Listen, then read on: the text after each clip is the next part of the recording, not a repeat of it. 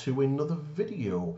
So if you like my content, please subscribe and all of that good stuff, and then we can get into this.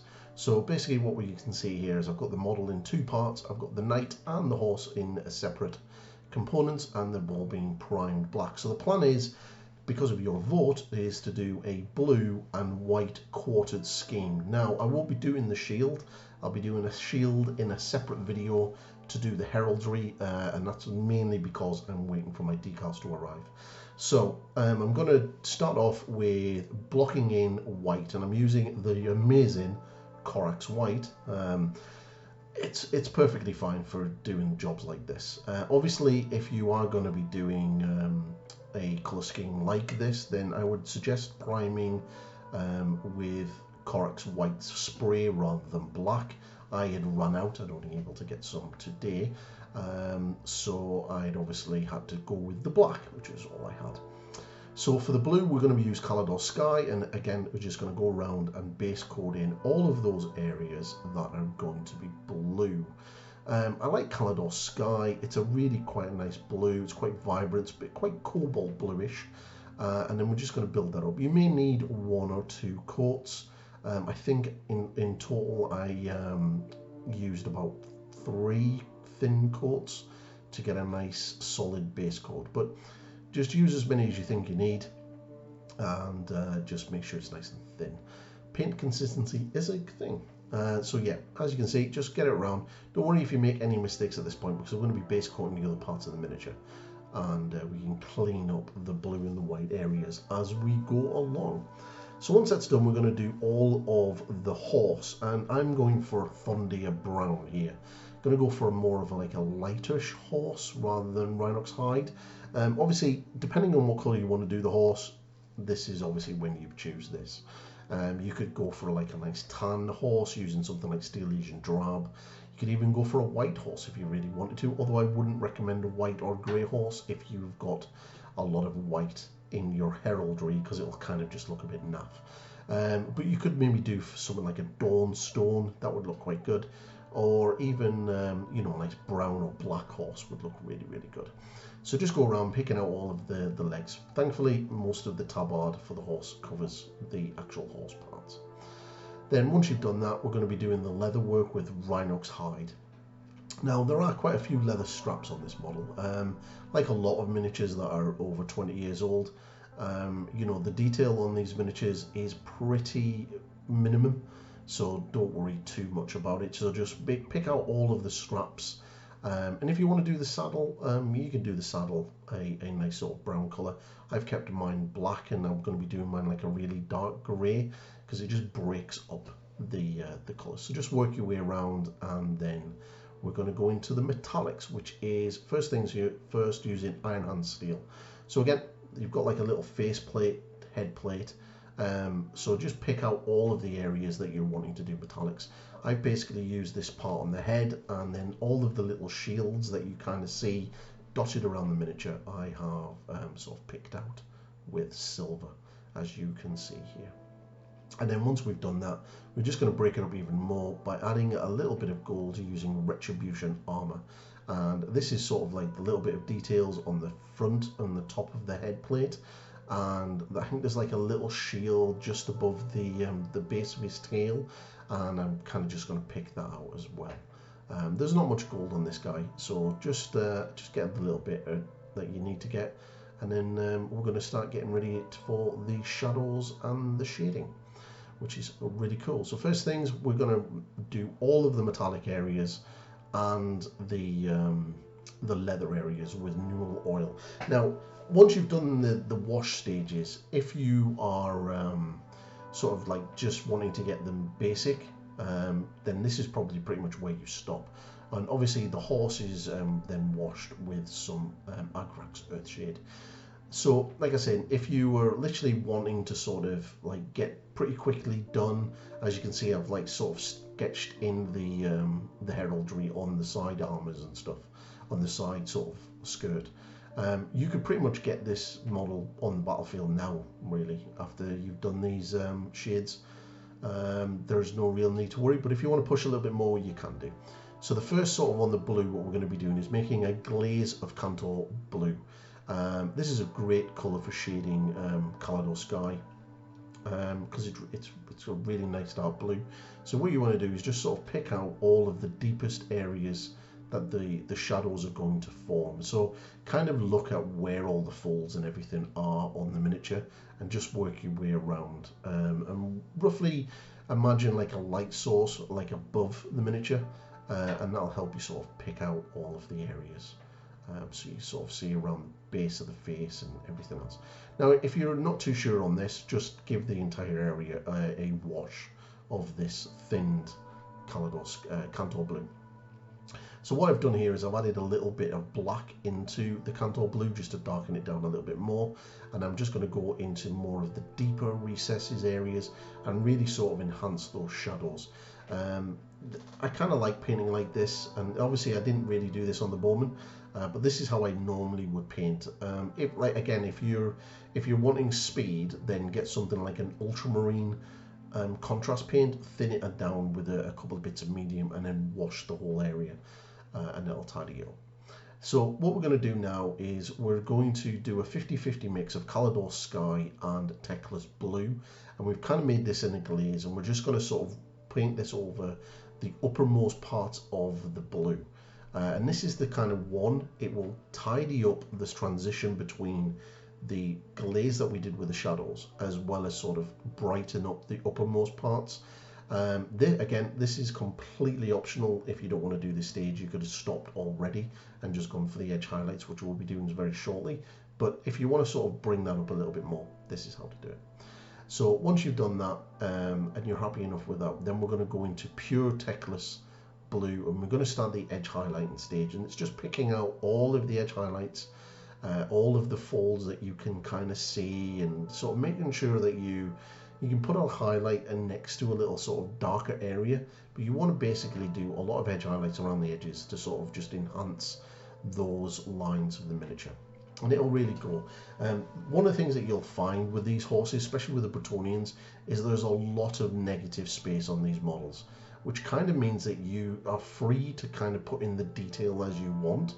So that's what these highlights are there for. They're kind of there for you to enhance the details and enhance the shapes that are in front of you and on the miniature, because otherwise it'll look quite flat and not very good. So these will make the sort of shapes and the folds sort of pop. So just take your time and just move around the model, picking out all of the raised areas and all of the sharp edges and everything else.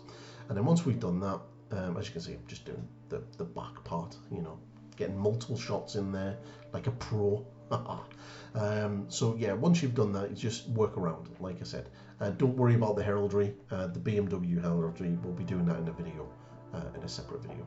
So once you've done that, we're going to do some Lothorian Blue, and this is kind of sort of like really starting to push those highlights up now. And basically the idea of this is to keep this highlight inside the Teclis Blue. If you've kept the Teclis Blue quite thick, you can sort of get this inside it, and you'll really get a really nice sort of edge highlight going, and just picking out roughly where the brightest points would be.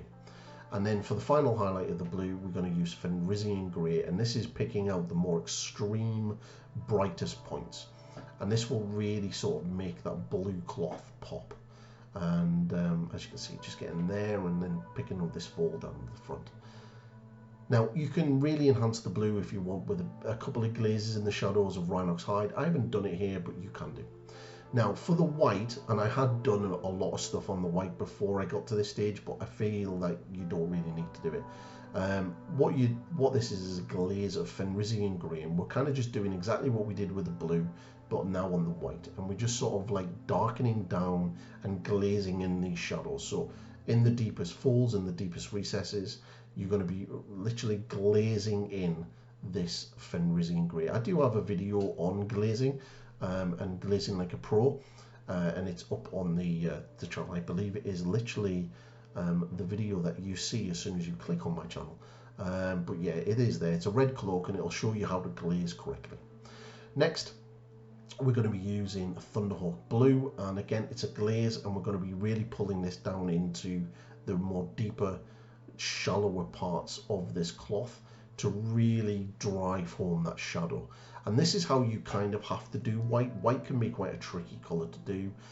You have to sort of do everything in reverse. So rather than working from a darker color to a highlight like you would with every other color, with white you kind of have to do it from like your highest white, which is the white, and then work into the shadows.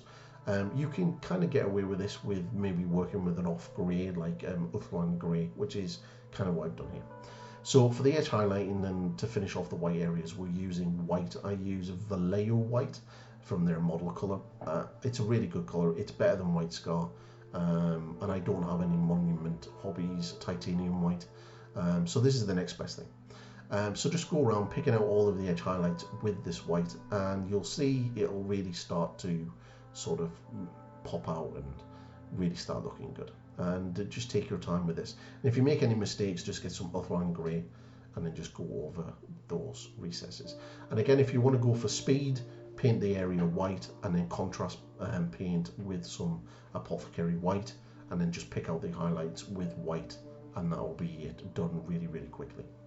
So now for the leather. So what we're going to do is a 50-50 mix here of Rhinox hide and Mournfang brown, and just go around picking out all of the edges. And then once you've done that and you're happy with that and how it's looking, just get pure Mournfang brown and then go around the edge highlights again, and this will sort of really sort of brighten everything up and really get things looking good. I do have a video up on the channel already of how to do really cool leather, so you can check that out if you really want to. So once that's done, we're going to go for XV88, or as it used to be called, Snakebite leather. This is a really good color for leather, and you just want to get like a little extreme highlight of this. Now you can, it's up to you, you can stick to the uppermost edge, sort of like where the light would hit, or you can go for sort of like both sides. I've gone for both sides because I like edge highlighting, and just work around all of the leather areas and hit with the XV88. And then once you've done that, we're going to go to Corvus Black, and this is where we're going to do the saddle and the fur. So as you can see, just getting the Corvus Black out onto the saddle area. This kind of clears up any of the blue and the white that's gone onto this, and it'll just tidy it up a little bit. And I'm also sort of doing the tail, and there's like fur around the tops of the hooves, and I'm kind of doing that as well. And this will sort of just tidy that up, and I think you're going to see that now. There you go. So there's the hooves getting done. So once that's done, we're going to start with the first sort of highlight, and that's Eshin Grey. And again, for the saddle, it's literally an edge highlight, working around the edges. And then for the tail and the fur around the feet, as you'll see me doing, I kind of sort of picking out each individual strand. I am using a size 1, or is this a size 0? It's a size 0 from Rosemary CO, so it's got a really good point. So as you can see, I'm just picking out the sort of single hairs with the Eshin Grey. Now once the Eshin Grey is done, we're going to use Storm Vermin Fur, and we're starting to get a little bit brighter now. So again, working the highlight around the bottom of the saddle, and then as you can imagine, exactly what we're going to do on the tail. We're going to pick out the sort of more prominent points of the fur, and around the fur on the hooves as well. So again, these are completely optional. You can just get the Eshin Grey on and then stop there. You don't really need to do like 3 or 4 layers of highlighting if you don't want to. And then for the final highlight, it's going to be Dawnstone, and this is sort of the real sort of the extreme edges and the sort of more prominent pieces of fur, mainly that you're going to see. So at the front, that's going to be sticking out. And then once you've done all of this, we're going to just get this last little bit of strap. Now I ummed and ahed on how I was going to do this, and I've opted for a red because it'll kind of go with the blue. But there's this sort of little sort of, I don't know what this is. I think it's a stirrup or like a strap to make the horse move in the right direction. But I'm using Mephiston Red to base coat it, and then I'm going to give it basically a wash of corn red, just to sort of darken it down quite nicely. And then this is pretty simple. And then once that's dry, I'm just then going to give it an edge highlight of Evil Sun Scarlet, just picking out the uppermost edges. For this highlight, I did both sides. And then finally, well, not finally, but there is another one after this, sort of just a Troll Slate orange highlight, and then for the final highlight it is Kidian Flesh Tone. This is mostly on the more extreme edges. And then pretty much once that's done, you just need to base coat him and, you know, finish the knight and get him glued. And here it is, done, minus the shield, which I will be doing in a separate video. So I hope you like my content, and I hope you're enjoying this. If you are, please subscribe to the channel, like this video, comment, share it with your friends, and yeah, and check out my members area as well if you want. And I will see you in the next one. There's lots more videos to come, so I will catch you in the next one. Goodbye for now.